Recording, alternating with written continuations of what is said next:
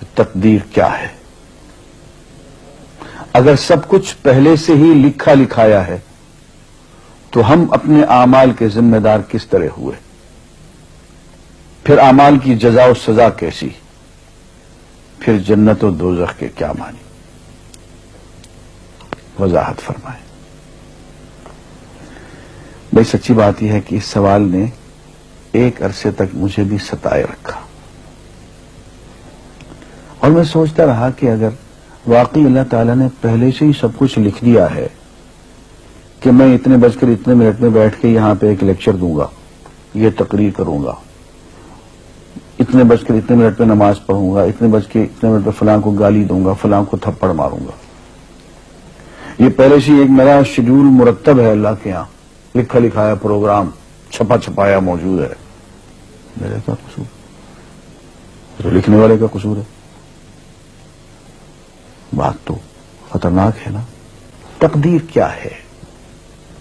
عربی میں اس کے لیے ایک لفظ لکھا جاتا ہے دینی کتابوں میں، علم اللہ السابق،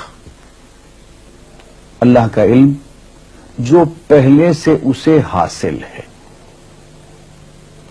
اللہ کو معلوم ہے کہ آج میں اتنے بج کر اتنے منٹ پہ اپنی مرضی سے، اپنے ارادے سے، اپنی آزادی فکر اور آزادی عمل پہ، عمل سے کام لیتے ہوئے یہ کام کروں گا.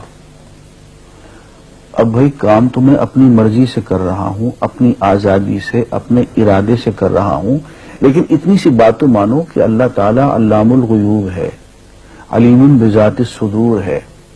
مجھے اپنے بارے میں پتہ نہیں ہے کہ کل 10:10 پہ میں کیا کروں گا، اس کو پتا ہے. مجھے اپنے بارے میں پتہ نہیں ہے کہ میں 10 سال کے بعد کہاں ہوں گا، کیا کر رہا ہوں گا، فلاں بج کے فلاں منٹ، اس کو پتا ہے. اس کو میرے آزادانہ، خود مختارانہ، فری ول کے ساتھ کیے ہوئے اعمال کا پتہ ہے کہ میں اپنی مرضی سے، اپنے فری ول کے ساتھ، اپنے ارادے سے اتنے بج کر اتنے منٹ پہ کیا کروں گا. یہ اس نے اپنے ہاں لکھ رکھا ہے، اس لیے کہ اس کو پوری کائنات کا نظام چلانا ہے. اس کا علم جو ہے وہ صحیح ہے، لیکن اس کا علم میرے ارادے سے نہیں ٹکراتا ہے. یہ بات میں ایک مثال سے سمجھاؤں گا. میرے ساتھ ایک واقعہ پیش ہو گیا، اس دن مجھے تقدیر سمجھ میں آ گئی کہ ہوتی کیا ہے. 1971 کی بات ہے کہ یہاں اکاؤنٹنٹ جنرل آفس میں میں ڈپٹی اکاؤنٹنٹ جنرل تھا. اس زمانے میں ایک مشہور نجومی تھا شیخ صادق، یہاں قلعہ گزر سنگھ میں رہتا تھا. وہ پتہ نہیں بیچارہ زندہ ہے یا فوت ہو گیا. انہوں نے دروازہ کھولا، میرے کمرے میں آ گیا. کہاں صاحب ہم آپ کی خدمت کرنا چاہتے ہیں، ہم آپ کو مستقبل کے بارے میں کچھ بتانا چاہتے ہیں. میں نے کہا بھائی میرے پاس فضول باتوں کے لیے وقت نہیں ہے، میں علم نجوم وغیرہ کو اس قسم کی یہ فضول باتوں کو میں نہیں مانتا ہوں، مشغول آدمی ہوں، ان چکروں میں مجھے مت ڈالو. انہوں نے کہا سر مجھے صرف 1 منٹ تو آپ دے دیں. میں نے کہا ہاں 1 منٹ دیتا ہوں. اس نے ایک بہت بڑا کاغذ میرے سامنے لکھا جس پہ 40 خانے بنے ہوئے تھے، 40 چیزوں کے نام لکھے ہوئے تھے، مختلف چیزوں کے نام، کتاب، قلم، اینک، کاپی، دوات، پینسل، میز، بادل، برکھا، مسجد، مندر، ایسی ایٹ رینڈم چیزوں کے نام، 40 چیزوں کے نام لکھے ہوئے تھے. مجھے کہنے صاحب آپ ان میں سے کسی ایک چیز پہ انگلی رکھ دیں یا اس کا نام آپ اس کاغذ پہ لکھ دیں. اور مجھے یہ کہتے کہتے اس نے ایک پیس آف پیپر میری میز سے اٹھایا اور اس پہ کچھ لکھا اور اس کو یوں الٹا کے رکھ دیا. میں نے کہا تم نے یہ کیا کیا؟ کہنے لگے جی میں نے وہ چیز لکھ دی ہے، وہ نام جو ابھی آپ لکھیں گے. تو اب میں پریشان ہو گئی. تماشا کی بات ہے نا کہ جو چیز میں سوچ سوچ کے اپنے ارادے سے، اپنی مرضی سے ابھی لکھوں گا، اس نے پہلے جو لکھے وہاں رکھ چھوڑ دیے میرے سامنے.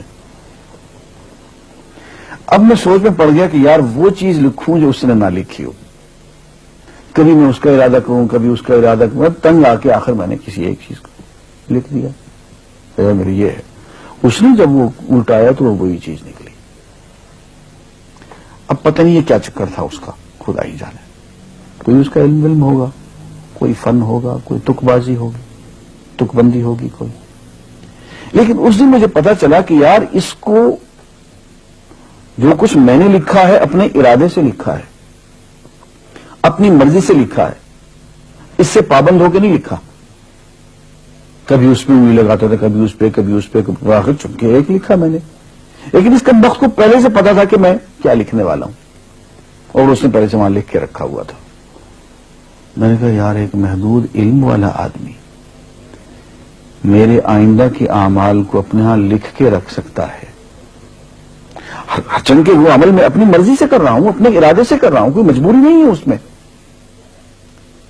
لیکن وہ میری مرضی والا عمل, میرے اپنے ارادے سے کیا ہوا عمل, پوری آزادی کے ساتھ کیا ہوا عمل, اس نے پہلے سے اپنے یہاں لکھ کے رکھا ہوا. یار اگر یہ انسان کر سکتا ہے تو رحمان کیوں نہیں کر سکتا؟ اس نے میرے سارے اعمال جو میں آئندہ چل کے کرنے والا ہوں, وہ سارے کے سارے اعمال اس نے اپنے یہاں لکھ کے رکھے ہیں. اس کو انتظام کرنا ہے, میرے رزق کا انتظام بھی کرنا ہے, آگے میری زندگی, میری موت, میری قبر میں اکوموڈیشن کا پتہ نہیں کہاں کا میرے اس نے انتظامات کرنے ہیں. تو میرے بارے میں اس نے سارا ڈیٹا کلیکٹ کر کے رکھا ہوا ہے اپنی انفارمیشن کے لیے کہ یہ اپنی مرضی سے کیا کیا کچھ کرے گا.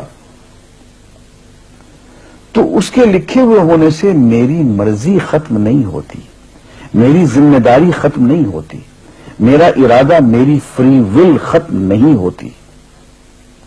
یہی وجہ ہے کہ ہم جو اعمال کرتے ہیں اس میں سے اللہ تعالیٰ اس کی کچھ ذمہ داری ہم پہ ضرور ہوتی. کچھ کام اللہ تعالیٰ کا ایک نظام ہے, اس میں شاید ہماری ذمہ داری نہ ہو, وہاں جبر ہو. لیکن کچھ اعمال ایسے ہیں جن میں خالصتاً ہمیں آزادی حاصل ہے, ہمیں اختیار حاصل ہے, ہم ان کے ذمہ دار ہیں, ہمیں ان پہ جزا ملے گی, ہمیں ان پہ سزا ملے گی, اللہ تعالیٰ بچائے. اور جزا ملے گی تو جنت ہوگی, سزا ملے گی تو دوزخ ہوگی. لیکن آزادی عمل اور ارادہ ضرور ہے. یہ الگ بات ہے کہ اللہ تعالیٰ کو پہلے سے ہی معلوم ہے کہ ہم اپنے ارادے سے اور اپنی آزادی اور اپنی مرضی سے ہم آج اور کل اور پرسوں اور سال بھر کے بعد اور 10-20 سال کے بعد ہم کیا کیا کریں گے اس کے ہاں لکھا ہوا ہے. وَعِندَهُ عِلْمُ الْكِتَابِ, اس کے ہاں وہ سب کچھ لکھا ہوا ہے. لیکن ہم جو کرتے ہیں اپنے ارادے سے کرتے ہیں اور اس کے ذمہ دار ہیں. وآخر دعوانا الحمدللہ رب العالمین.